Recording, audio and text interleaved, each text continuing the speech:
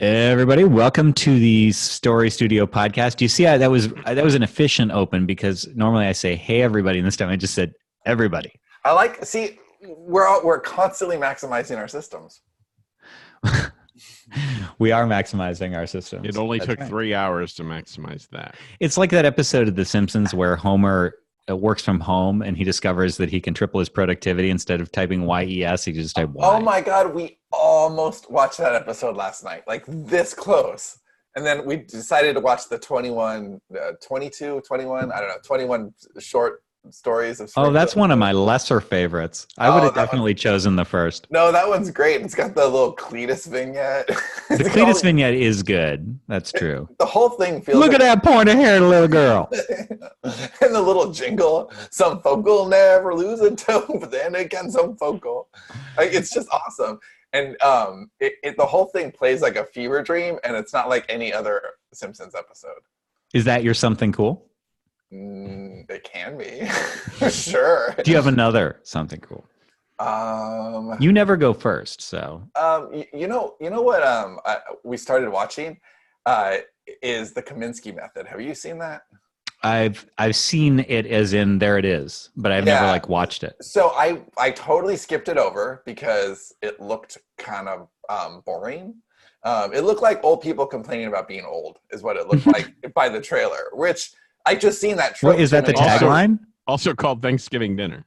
Yeah, it's just I like that trope when it's done well, but there was nothing about the trailer that necessarily indicated it was special. But I don't even remember why I ended up checking it out. But it's not quite the show that I expected. I like it a lot. Michael Douglas. But it's a show you deserve. Yeah, right. Yeah, Michael Douglas is great in it, and Alan Arkin is the other guy, and he's really good in it too. So anyway, I'd say that's my something cool. My something cool is I finally started watching Handmaid's Tale on Hulu. Yes. Hulu had a deal for like a year for $1.99 a month. I was like, all right, I'll jump on that. But it's the ad version. No, I hate that. I forgot how much I hate ad. I mean, I haven't. Oh yeah, I can't tolerate them anymore. I'm just. I have YouTube TV and I have Netflix. YouTube TV, anything I record, fast forward right through. Netflix, obviously, no ads. So I'm watching Hulu and I'm like writing this like heart-wrenching scene, and all of a sudden, fucking advertise. Like, God damn. I'm all entitled about ads now, because I'm realizing, like, I didn't realize until you said, but I don't hear ads ever. Like, I listen to my own music. I never listen to broadcast radio, or I listen to Pandora. Although no, that's not true. I do sometimes hear Pandora ads, but like on TV, I never hear them, never see them. And I don't even mind. Like, if I know it's 90 seconds, like, and they usually are 90 seconds. Okay, cool. I can check on something, whatever. I get a drink. Not a big deal. The problem is, like, if I stop because I got to do something and I go back, and if you rewind to the spot before the ad, it doesn't remember that you did that. Yes, and then it shows you the ad again. You've 90 fucking more seconds. Yeah, you've already paid your tax. Like, you've already done the commercial tax. You shouldn't have to watch it again. Yeah. Oh, it's so annoying. But that shit drives me nuts, because I'll be like looking for a specific scene or something. Like, maybe I run through it again, and then I'll have to, that wasn't right, and you have to watch a 90-second commercial, and okay, I'll try this location. Dave, what's the difference between $1.99 and, like, what was the next tier up where you don't have to watch commercials? Well, okay, so is it like a full, like, you go from $1.99 to the $15 or whatever it is? Like $11.99 or whatever it is. Whatever they didn't have both on sale. If they did, I would have. If it's only a few dollars more, I would have bought that. But that sucks. They're just they're baiting you. Well, and it gets the numbers up easily. Yeah, they're funnel fisting you. But I will say this. I love the show. It's great. I know. I will say that I'm shocked that you love The Handmaid's Tale. I never saw that coming. Yeah, it doesn't really seem like your kind of thing. Fuck you. I know you said there was something horrible happened in season 2, and I'm still early season 1, so I can't imagine how much more I don't horrible. know. I said something horrible. The whole show is horrible. Well, no. You said there was something specific. Like, it was just so like. No, I seem to remember Sean saying that basically season 1 calls, or sorry, season 2 calls season 1 its bitch. Like, what? Remember when we were timid? That's sort of what I got. Yeah, it does. Kind of that Into the Darkness book where I like just up the ante and make it worse and worse. You said like there was one episode in particular that did that. Yes. It felt like a Dave episode. I feel a little bit like... I remember the description, but I won't say what it is. But I remember Sean describing the episode and then saying Dave will never remember by the time he gets to this. And I don't, so... Oh, wow. Can you slack that to me? I'll slack it to you. To him, not partners. Yes. Yeah. But anyway, I love this show. Is that the first time you've really seen Elizabeth Moss in anything? Because you didn't watch Mad Men, right? Oh, I watched the first. I watched the first season of Mad Men and the last season of Mad Men. In between, in between, I caught a few here and there. Okay, all right. But I was never caught up. But every now and then, I'd hear about, well, you got to watch this episode. I'm like, okay, I'll watch it. Like, have you seen The Suitcase? Right? I can't remember. And I haven't watched this show, by the way. So all the descriptions you're giving, I don't know. And what I just slacked you is me regurgitating what you said. So it may be totally wrong. I got to check this out. And I saw her in some other like movie or miniseries. She's a good actress. Great. And I love how the show. Have you both watched the first season or no? No, I haven't seen any of it. I think you'd like it. I don't know. What I think you'd like about it, Johnny, is that you could totally watch it with Robin. Like, and it's... But what? Wait. What? Because I thought this was like the show. Like if there were... Oh, wait. No. Wait. Watch. Sorry. I just went back to Mad Men for some reason. No, do not ever watch this with Robin. It's a terrible... Right, that's like saying the one thing you would watch with your grandmother is Faces of Death. Right. Yes. Well, if your grandmother cares about you. Well, things were tougher back then. Yeah, well, yeah, for them it was uplifting because at least you're not that dead person or animal. Right. But so the one thing that I wonder if they did it differently, and I don't know if it would be any better or not, because it begins like after some event happens, and basically women lose all their rights, and specific women are made into handmaids, which are basically vessels for this church state to have the babies of these wealthy men or whatever. A lot of women can't have babies anymore. Like something's happened. So it starts off like you're already in like media and res that you're there. And then they tell like little bits and fill in the blanks from the background. And I really love that. But there's one scene in particular where the main character, her name is June. She's at work, or no, she gets her credit card declined, and she's like, "What the fuck?" And you like in the beginning of those apocalyptic movies, like where the shit's about to hit the fan, little strange things happen before everything just goes to shit. And this felt like that, and I really liked it. It was like, wow, I could see this happening. And then she goes to work, and all the women are basically called. There's some stuff like that in season 2 that is just what's chilling about it. Okay, so I do think that it's a really dark show. What's chilling about it is that it's really happening.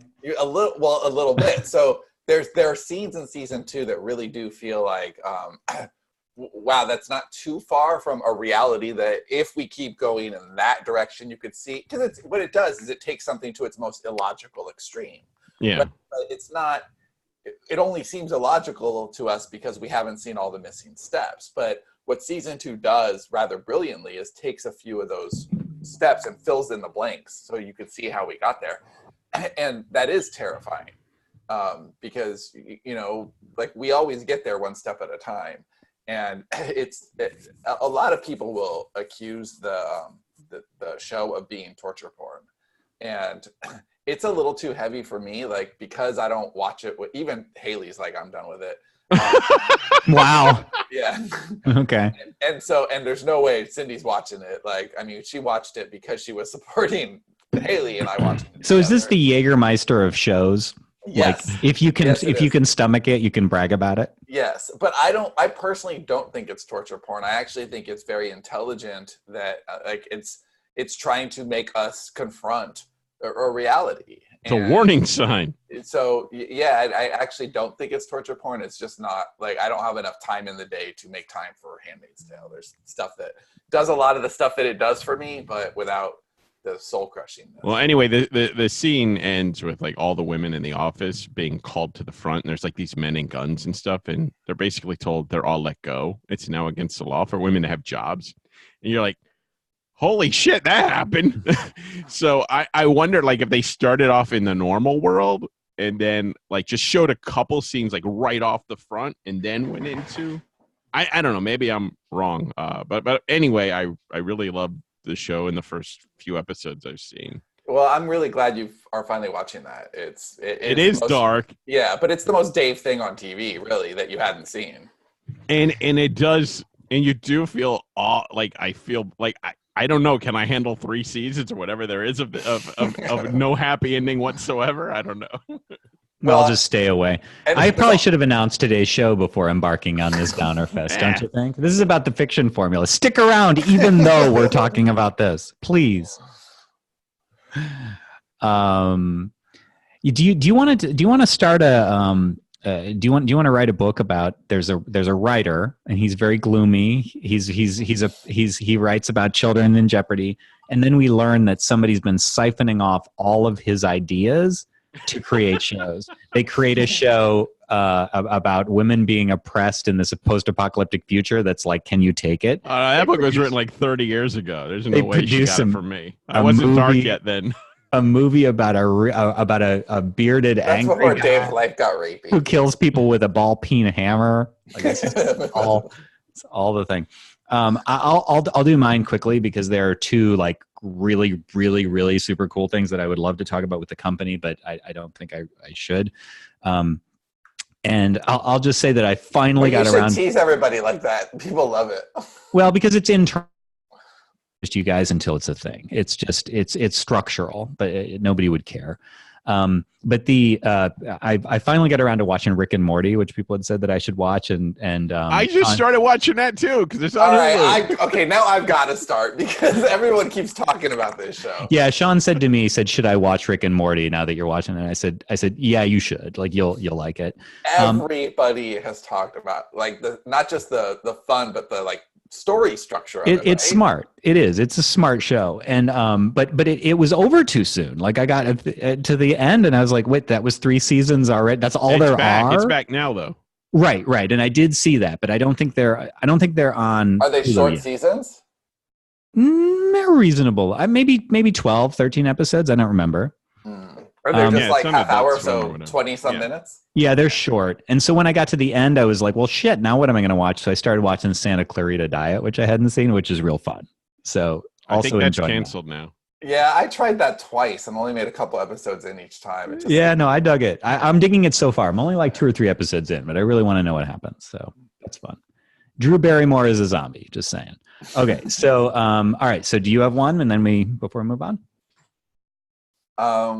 Didn't we start with? Yeah. Let's. Oh, we did start with you. Yeah, let's just get to the topic. All right, get to the topic. So, so our book, The Fiction Formula. This is the Fiction Formula launch party. Although I don't know that we don't have any cocktails or anything, so it's not really a launch party.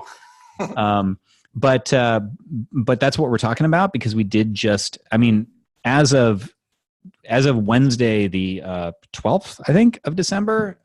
Apologies, it's the coming Wednesday, the 11th. The book will be out. So basically for anybody hearing this who is not here with us today, like as we record it. And the link is sterlingandstone.net/thefictionformula. You can pick your book out there.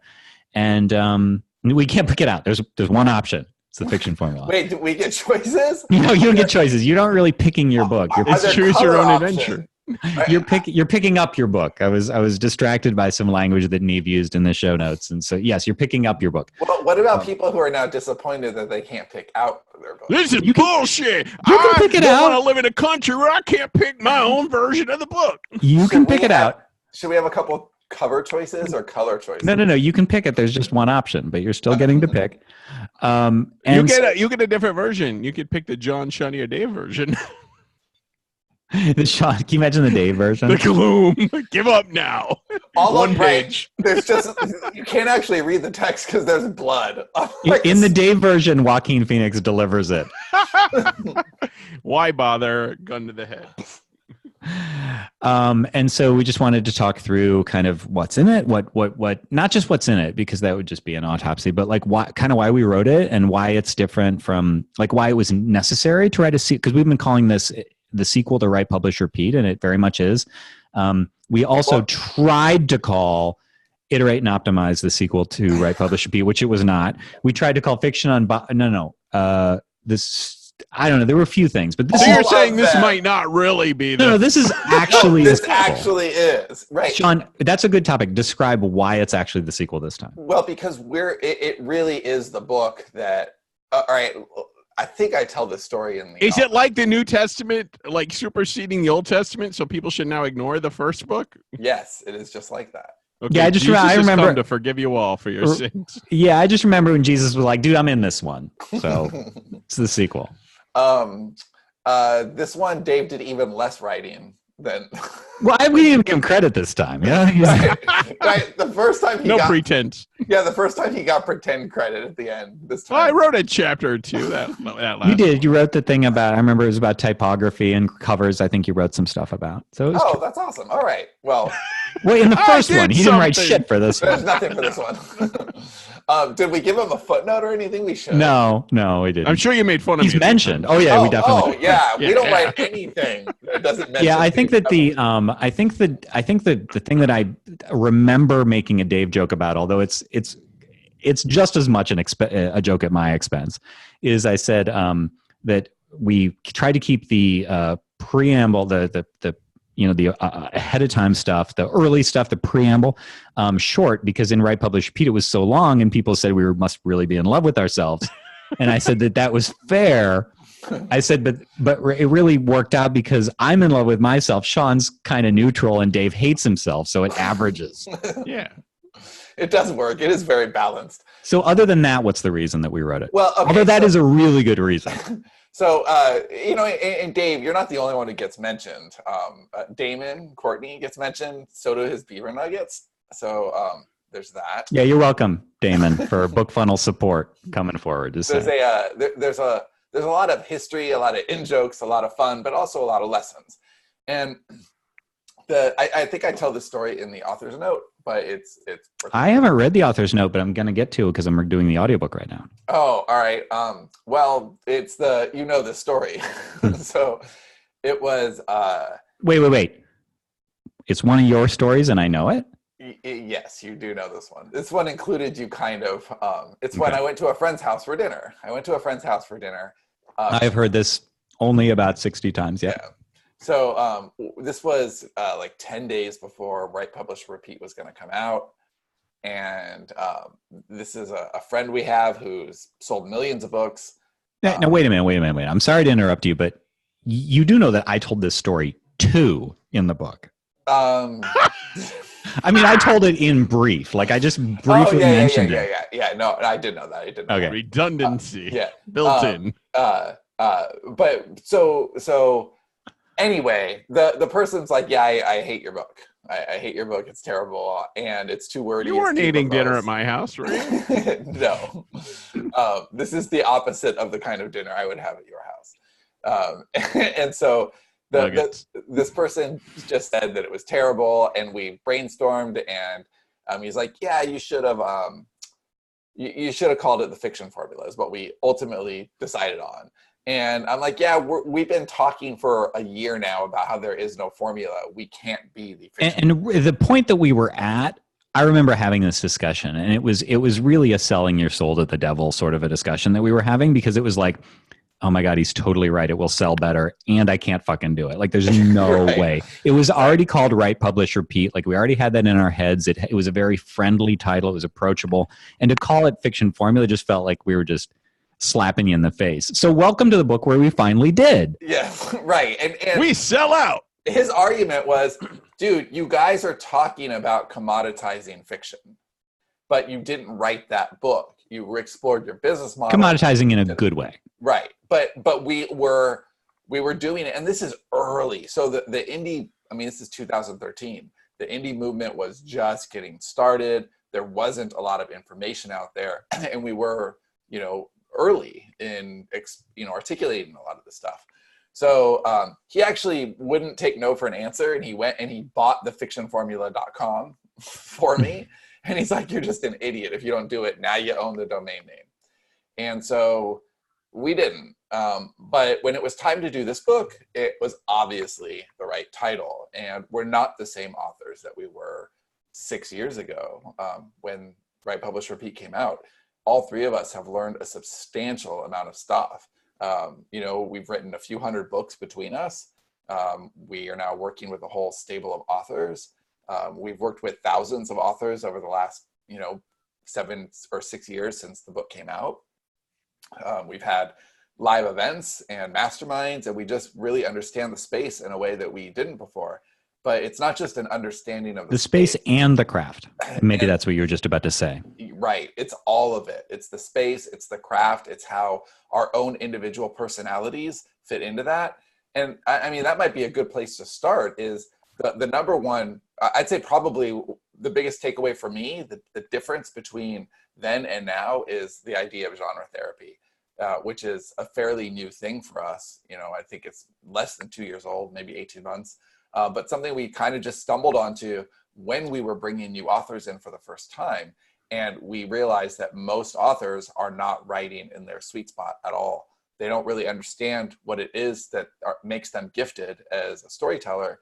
And so they misdiagnose their affections and they end up creating something that they probably shouldn't because they're not as able to, it's not their superpower.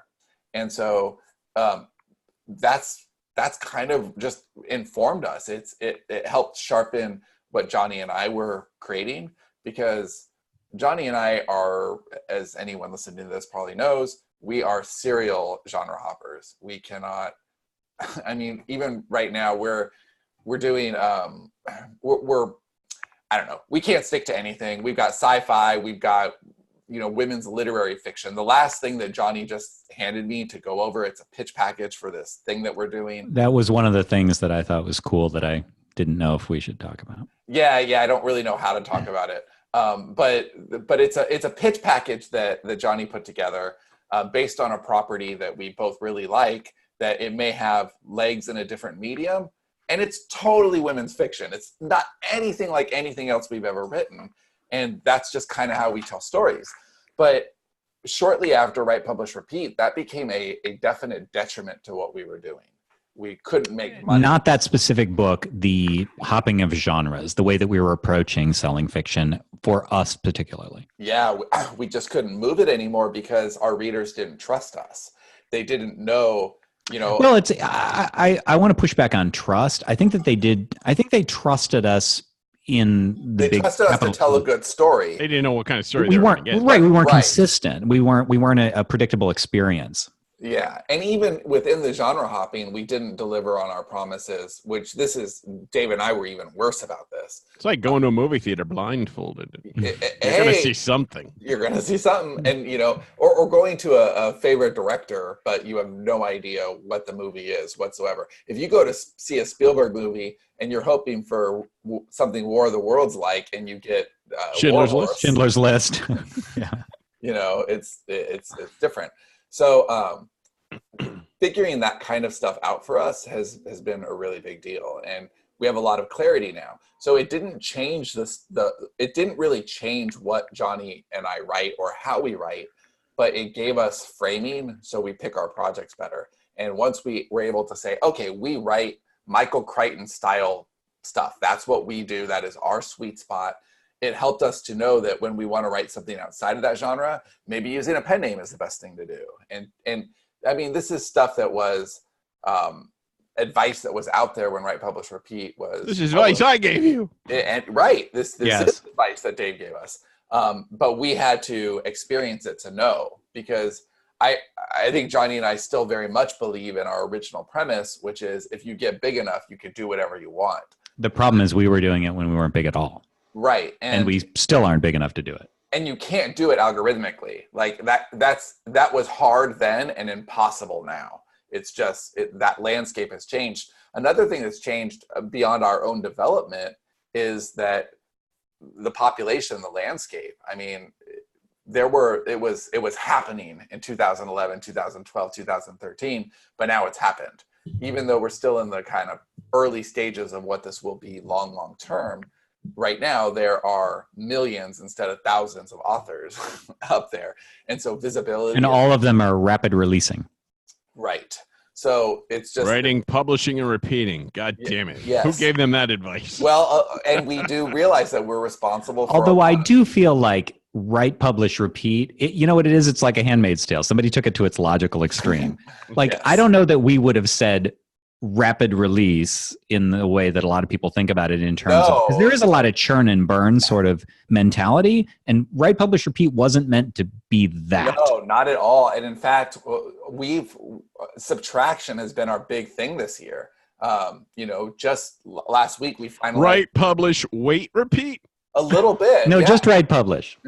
We just finalized our calendar for next year, and we dropped from 181 titles to 150 because we hold stuff for later, and it's just for a variety of reasons. But those aren't really decisions we would have made several years ago. It really was about faster was better, and we're finding more often that slower is better, measured is better. Yeah, it's interesting because as a crazy man once said, whatever most people do the opposite, or the more popular way to put it is zig when other people zag, is that that was kind of a cowboy era, right? Like that was just just the Wild West, and just do whatever you got to do, and good enough was good enough in a lot of senses. Like there was a lot of attitude of just, you could just throw up a cover that was like okay, and your book could be okay. I know that John Locke, which some of you young whippersnappers might not even know who John Locke and Amanda Hawking are. You talking about the philosopher? Yes, John Locke and Thomas Hobbes had an infamous clash. No, John Locke, the publisher, one of the things that he said, which we thought was great, like, and I still think it's great as a tagline, I guess, as long as you don't bastardize it, is he said, he was pricing at 99 cents, and the traditional people in the early days of Kindle were publishing at $10 and up. And so he said, I no longer have to prove that I'm as good as Stephen King and Nora Roberts and whoever else. He said, they now have to prove that they're 10 times as good as me, because he was pricing at 1/10 the price. But the problem is that bargain basement mentality of, I just need to be okay. Number one, it's kind of shitty in the long term, I think. But number two, it just plain doesn't work anymore. Like you can't act like an amateur anymore. Like you need to be increasingly professional. And that's what I think this book is about, not being professional like per se, as in that's the thesis of the book, but that is a recurring thing, is you need to step it up and be more measured, and maybe consider doing less, and maybe not rapid release quite as much, and have systems. This is the more sober approach that seems to be required today. Yeah, that John Locke argument was actually my first favorite argument. I remember we both loved that. It just juiced me. I was like, wait. That argument just makes sense, especially because we could kind of see the horizon and see that when all those new Kindles were coming in Christmas, people would be looking for content. They'd be looking to load their books. They had this new toy. And now you load your content. I mean, you get a Kindle for Christmas. Oh my God, you could put 1,000 free books on there, by dinner time. But it wasn't that way then. And if people looking to load their new thing with content, if every book they have is $10, you got $100 and you have 10 books in there. So it really was a place for us to be able to play, which was why we serialized what we did. So what are some, I feel like I don't want to call, because Dave likes preparation. I don't want to call on you right now. Preparation H. Yes. But by the way, does anyone, I guess that's for hemorrhoid, but it feels like they went to I've never A, had hemorrhoids, E, actually. E, F, and okay, well, when we get to H, we'll be good. I think we should say what are some of the biggest lessons, some of the biggest changes, some of the things that not necessarily that we talked about in the book, because I know, Dave, you don't know what we talked about in the book. I have no idea. But the chances are that any big lesson that we've learned over the past, 2000, 2013 was Right Publish Repeat, and is now end of 2019. So it's been 6 years. It was the end of 2013. What's changed? What have we learned? What do we do different? Yeah, I still say that the overall biggest one for me is the genre therapy, but that's more like not on a personal level. That's more on a global, what I see for storytellers, what I see for all of us. I see so many authors struggling because they're not connecting with the books that they're writing. Even if it's subtle, even if it's just a few degrees off, it's enough to make the process more difficult for them. And then it's enough to make the selling process harder as well, because readers aren't connecting with their work in the way that they feel like they should. And it's because they're not connecting with it as deeply. Once we were able to put language around that for both me and you, Johnny, and then me and Dave as well, our stuff became tighter. And Dave and I are revamping an older series right now. And, Dave's like, fuck, why didn't this sell better? This is really, really good shit. And I'm like, well, our also bots got corrupted with that particular thing. But like, it's also at a time when we were just figuring out who we are as storytellers. And now we're able to put that in a different context and slightly sharper. So I think that understanding who you are as a storyteller is so paramount. And we didn't know that during Write, Publish, Repeat. We were figuring it out, and Johnny and I almost aggressively made the argument that it made a lot more sense to write, a book a month. Not that we were condoning rapid releasing back then, because we didn't even know that term, but we were writing really fast. Johnny and we waved the flag of write fast and publish often. I get why people took it to its extreme. Right. And so that's fine, but we were doing that in part not as a cash exercise. We were doing it to train ourselves, to become storytellers, to become nimble. But we could have done it smarter. We could have done it with different pen names, whatever. We were very dedicated to figuring out who we are as storytellers. But if I had had the language around genre therapy or the vocabulary of understanding that we have as we were, figuring things out for people, and we'd had that a few years ago, it would have completely changed our trajectory.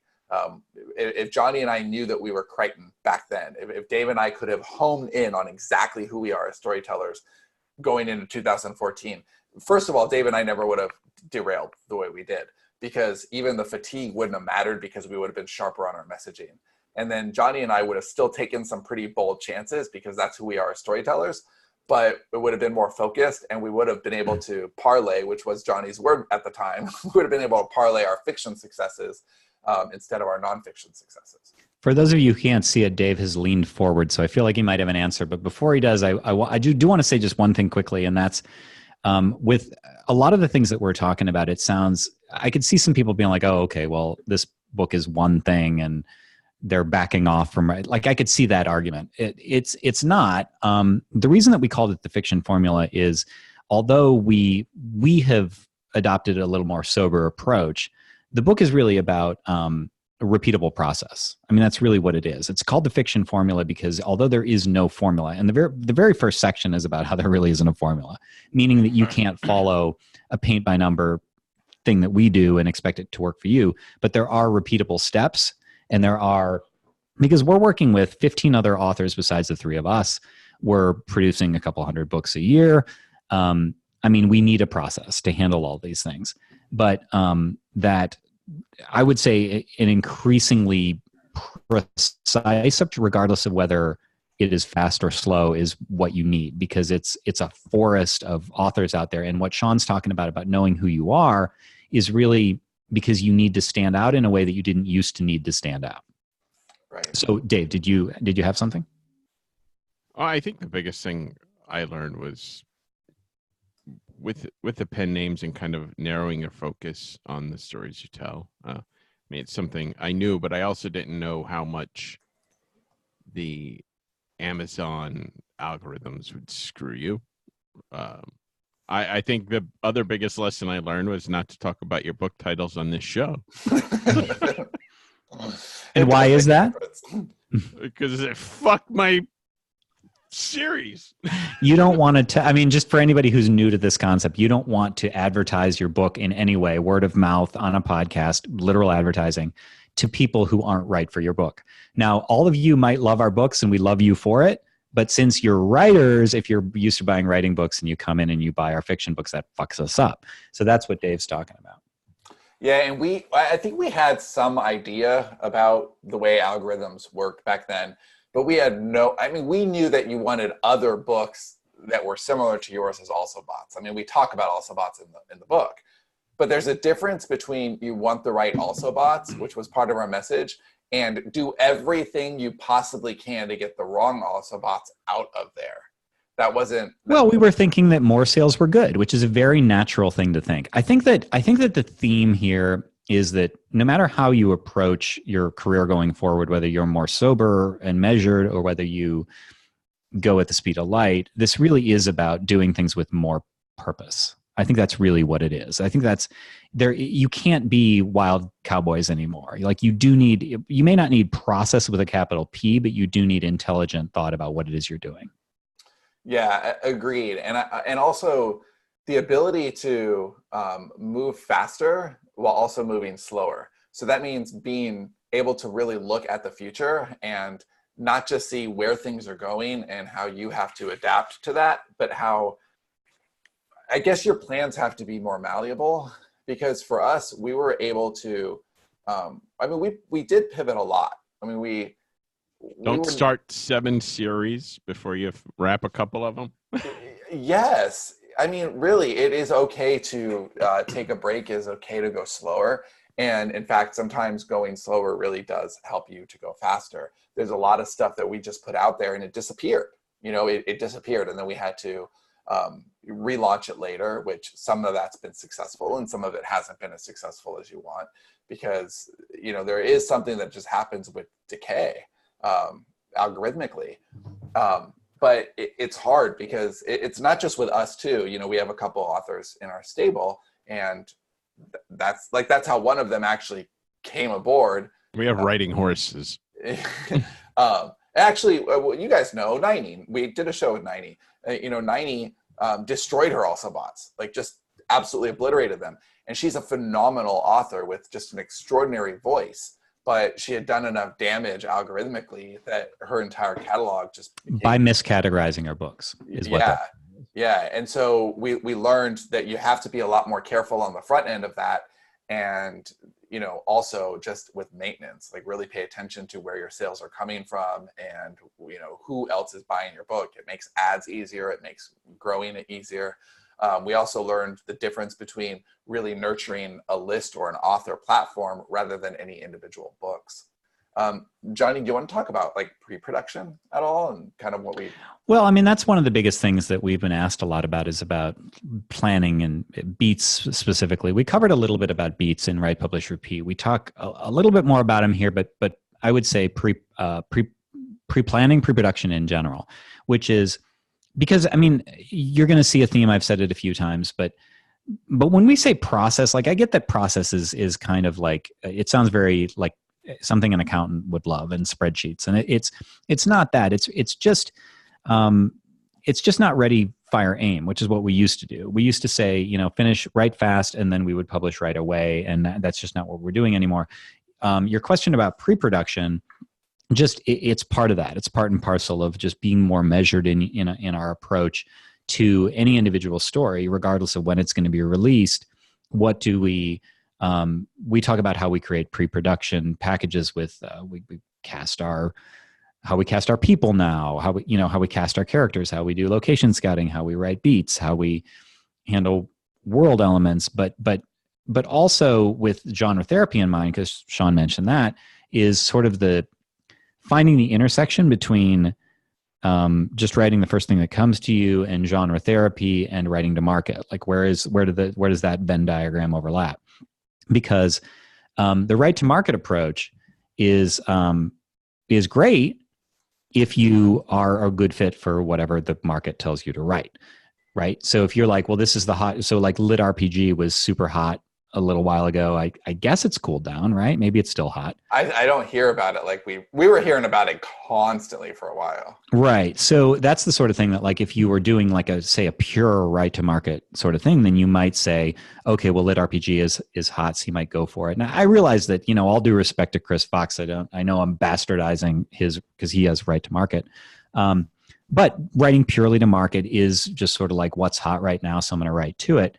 But what we're doing and what we talk about a lot is how to have that as one piece of a larger decision as to what is the right thing to write. So when Sean talks about genre therapy and how that's revolutionized what we're doing, you're finding the purpose of genre therapy is to find the genre that you can write well and fluidly and repeatably that will resonate between you and the reader. So it doesn't come across as some sort of cash grab. You are genuinely into this. The story feels good. And what will make you the happiest. And you find the intersection between that and what is the hottest in the market. So researching the categories and finding like what's the perfect book for you to write. And so that's a lot of pre-production as well. I mean, is that sort of what you meant?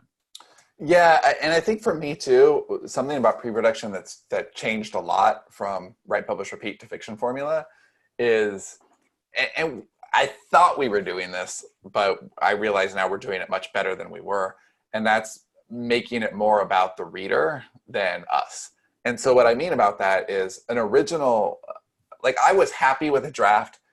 If I was going to pass you an outline, for example, I was happy with that outline if I was excited about the characters and the story.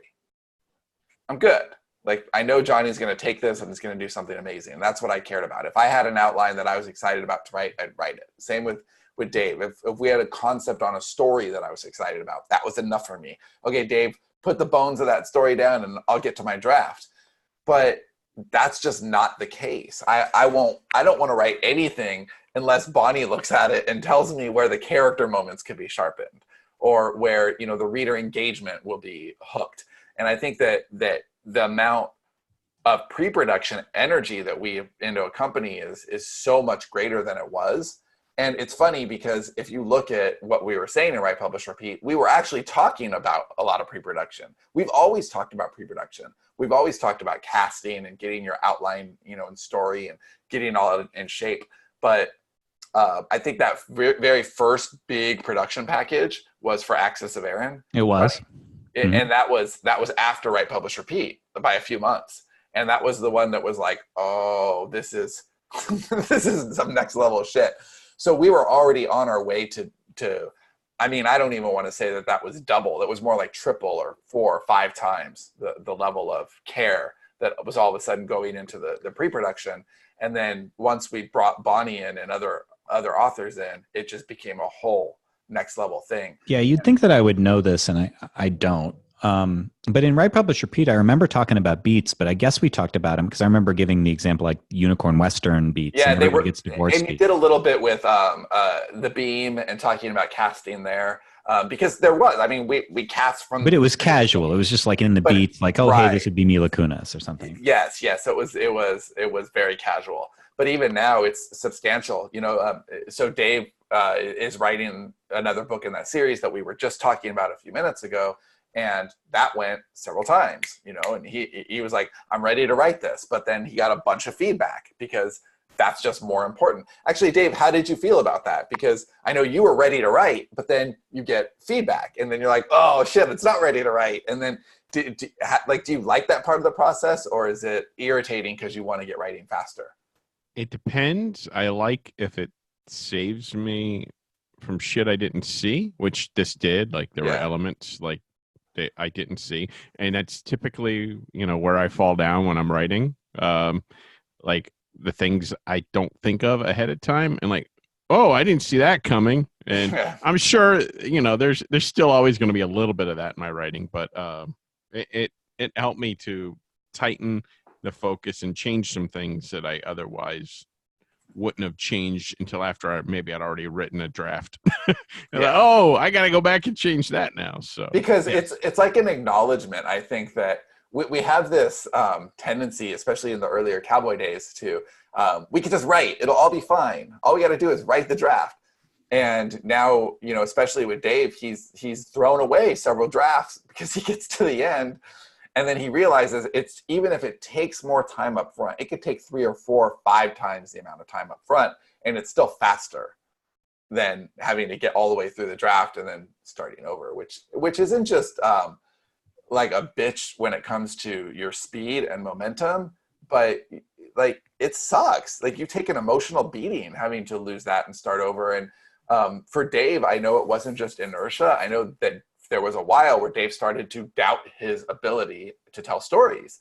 And oh yeah, definitely. Like when you're struggling and you can't figure it out and you don't even know what's wrong with it, or if it's something that you've done well before and you thought you solved that and you didn't have to deal with that anymore. You're like, I've grown. I won't fuck that up. And then you do it again. You're like, well, shit. Gee, I wonder what that feels like. yeah, right. And it kills me, both of you guys. Writer's erectile dysfunction. I don't know. No, that is what it is. And it killed me to see you, Dave, of all people. You're one of my favorite storytellers. And you're like, I don't even know if I could do this. Like, you really were having some confidence issues. But I don't think they're there. Like, I mean, you're great. The last, I don't know, half a year, Dave's storytelling isn't just on fire. You, as a storyteller, are more confident. And like editing confident Dave stuff is awesome. And there was a stretch where I was not seeing anything confident from Dave. Like 0% of his work, even when the story and the character were there, there's this like fear in between all the words, but not in an into the darkness, positive fear kind of way. It was more crippling. It was hurting his ability to broadcast his best energy, his best thoughts. It's fear mixed with doubt. Yeah. Well, fear and doubt are like kissing cousins, right? And I do like my kissing cousins. So, I think that the amount of, you know what, it's not just energy and time that we're putting into pre-production. I think it's respect. It's that we're like, okay. Well, it is respect. So we're working ahead now too. Like that's another thing. I actually don't even think that we talk a lot about that, but it's a logical follow on that when we're approaching, because here's what a formula is. If you're thinking like a formula is restrictive or prescriptive, that's not what we mean.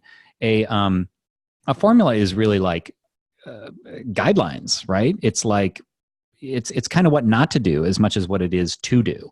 And so we were very like the idea of letting a book sit so that it has the best chance later on when circumstances are better for whatever reason, like there's more books in the funnel, we have a list or something like that. That was just really crazy. I would never want to let a book sit. Like it's done. Why wouldn't I publish it? And so what Sean's talking about is just a really much more like, it is a respectful approach. Like this book is ready to go now. I can get a 6 out of 10 if I launch it. But if I wait, I can get a 9 out of 10. Like in the old us would have been like, yeah, but it's done now. Let's just release it. Yeah. I think that that's just kind of, we've outgrown it. I think the industry's outgrown it. And I think that people. But that's the thing. The industry has outgrown it, which is why it matters. So if you're listening to this and you're like, well, I don't give a fuck. Well, you better, because the rest of the industry does. Yes. So if you don't give a fuck, if you don't treat your work with respect in the specific ways that we're talking about, then you're just going to be lost. I mean, and I don't mean lost like you can't figure out what to do. I mean, your book is going to be lost in a deluge of other books. You need to stand out now. You need to do these things. Yeah, and it's easier in that first 30 days. It gets harder to reintroduce a book or breathe new life into it. And it does take skill. It takes a little bit of copywriting with the ads. It takes some money.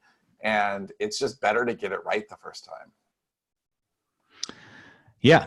So anyway, that is any other lessons before we should shut it down? I mean, it's 6 years of new thought on. Yeah, well, there's also all the post-production and marketing stuff, and I think that there's a lot there. Again, it's what have we learned? A lot of what we learned because of things that we got wrong. So the also bots is obviously a big thing. We got that very wrong. But like our big fuck ups led to some real keen insights that I think anyone listening to this can get. So we saw our also bots getting corrupted on a mass scale because, with the series that Dave was talking about earlier,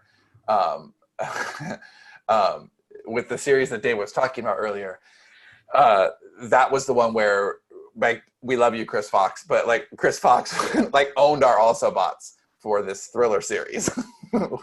Right? It had nothing to do and with, not his fiction books. No, not his fiction books. It was all like there were enough writers who got there before. How does he not fuck his also bots up? Because there's a lot of reasons, and we can that's a different topic, but it's smart segmentation. It's being really measured about how you speak to things and when you speak to things. It's not having a big podcast where you're real, mouthy. Like, we talked about that series a lot. You got to go back in time. We had The Apprentice, and we were talking about how we were engineering the shit to be a bestseller, with Dave's thriller tendencies and all of that. Everyone showed up to see what we did, and it tanked it. Chris has never done anything that idiotic. He's a data guy. He knows what he's doing. So, we just really destroyed ourselves there. But what was great about that was that later, Johnny and I had a book that we were launching, shortly after the thriller series with Dave. And what we did with that, I thought was interesting, because it was coming off of Invasion, and we had a 25,000 person strong list. And we ended up launching another book to that list to 300 people on that list. And that's because we kept winnowing them down too. So like, click on this, because we wanted to make sure that people were really, really interested.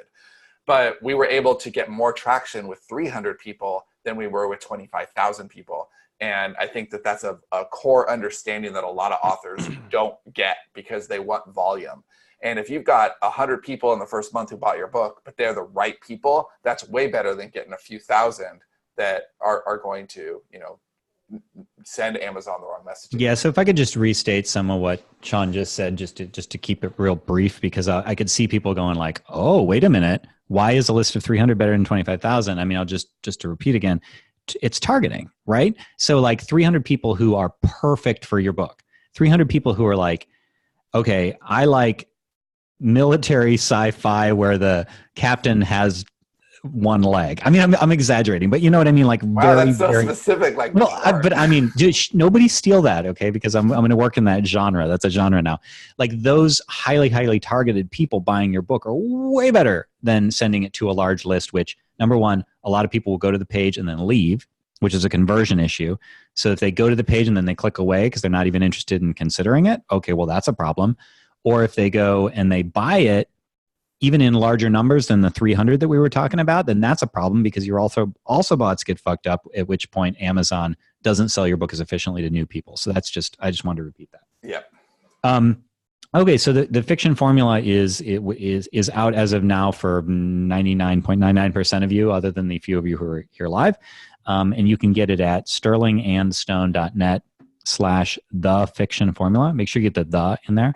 And yeah, so that's it. It's cool. I'm sure we'll talk about it again. Although I will mention that next week, I don't know why I said although, because it's unrelated. Pause. Next week is going to be a really, really super fun show, because we're going to have, can I say the guest? Might as well say the guest, yeah, right? Yeah. Okay, so we're going to have Jesse Cole on, and Jesse Cole is the owner of the Savannah Bananas. And if you've heard us, we've talked about Savannah Bananas, right? Yeah, we did a whole show on it. Okay, that's right. We did a whole show on it. And it's that's the sitcom that was in the Imagine Impact program that recently graduated and is now being shopped with a sale likely. And so we're going to talk about that project and how Jesse was involved in it and what he thought of it and all that. And he's a really cool guy. He's a really interesting guy. I guarantee he will be wearing a yellow tuxedo, complete with hat. Yes, it's funny. Thanksgiving dinner, people usually ask me what I'm working on, and I hate talking about it because they're not going to fucking read it. But my brother-in-law was asking, and I mentioned the Savannah Bananas thing because his son's in baseball and shit. And he's like, "Oh yeah, I heard of them," and so that was. Oh really? Yeah. So. Wow, yeah, that's the reaction you want, because there are two reactions you can get when you tell somebody about your book. You can hear, "Oh, I heard about that," or you can hear, "That's nice." At which point you failed. That's nice. Tell me nothing more. Yeah, I had somebody persistent the other day who was like trying to. It was like an Uber driver, and well, what kind of books do you write? And I just kept deferring, like, well, lots of stuff, because what am I going to do? You don't want him screwing up your Autobot. Well, I don't want him screwing up my Autobot. I don't want him like patronizing me, like, oh, okay, that's very nice. I'm never going to read those or look them up.